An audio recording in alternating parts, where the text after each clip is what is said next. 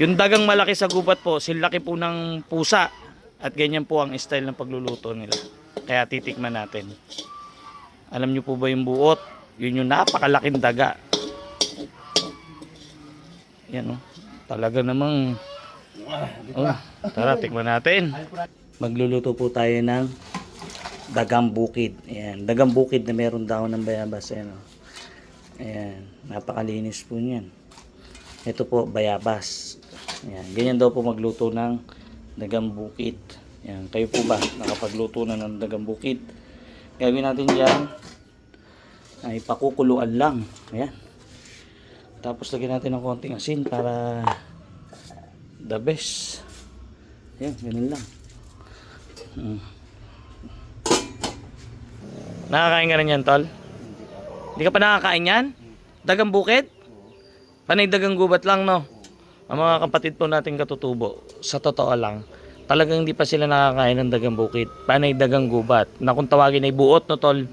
Pero yung daga na yun, malaki pa ho sa pusa. Yung buot. Ito yung pinakuluan natin sa bayabas. Ayan, o. Ayan, luluto ni Utol Pakdo. Yung style na lutong buot.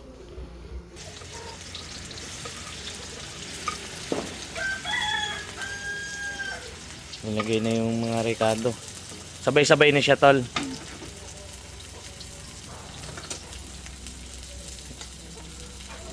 Ay, nilagay na rin. Diretso na siya.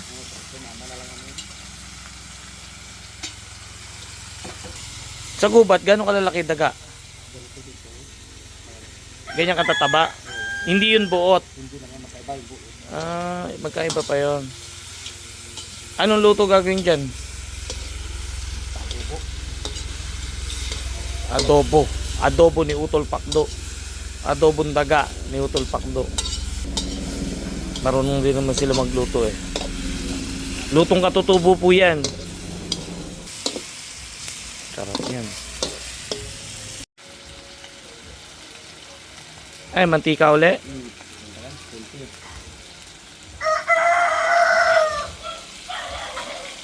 Nilagay niya na lahat. Parang adobo na paprito. Ang galing.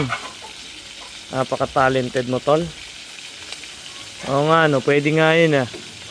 Oh, ganun yung style niya. Inadobo niya na adobo na tapos parang pag natuyo, parang paprito style. Yan ang lutong katutubo. Tapos syempre pag natutuyo nga naman siya, mantika matitira. Parang napiprito. Ang galing, oo nga, no. Galing nga. Kakaiba talaga sila magluto, eh, no? Pero kung iisipin mo, tama nga at mukhang masarap nga. Kasi pag natuyo yan at napiprito siya, parang adobo siya, tapos naprito, na-fried, no? Galing nga. Pwede nga. Kaya hindi ko naisipin, galing talaga ng mga aite. May iba kasi style ng luto nila. Kasi tatay iba rin magluto sabay-sabay. Tapos si tatay lalagyan niya isang boteng mantika eh. Ganun siya eh. Pero pag tinikman mo naman, masarap naman siya. Ayan, ganyan siya. Tapos syempre matitira yung mantika. Ang mangyayari, parang naprito siya. Galing, magaling si Pakdo. Mamaya tikman natin kung ano resulta ng luto niya.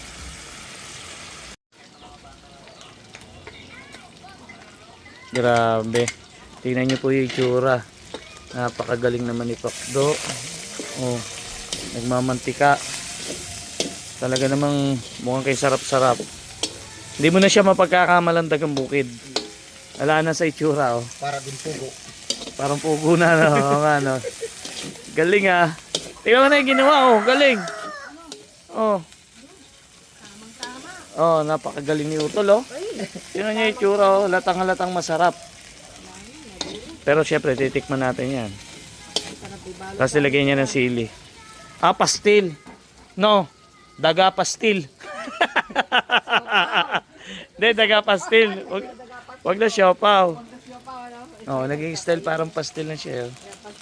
Oh, masarap yan po, paluto na. Titikman natin ngayon yan. Tikman natin yung luto ni Utol. Ang adobong daga na luto ng katutubong aita. Ano kaya lasa niyan? Yan ay style lutong buot po yan ha. Yung pag nakakahuli sila ng dagang malaki sa gubat. Yan ay style. Yung dagang malaki sa gubat po, silaki po ng pusa. At ganyan po ang style ng pagluluto nila. Kaya titikman natin. Alam nyo po ba yung buot? Yun yung napakalaking daga. Yan o. Talaga namang... Oh, tara, tikman natin. Tikman natin. Tikme.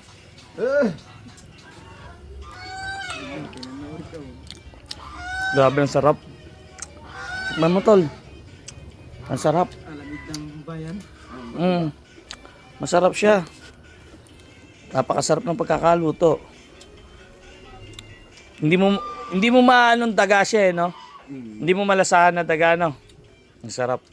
Sarap pa. Tingnan nyo naman, special. Kaya pala gusto to ng mga kapatid natin na mga taga Pampanga, mga Pampagenyo.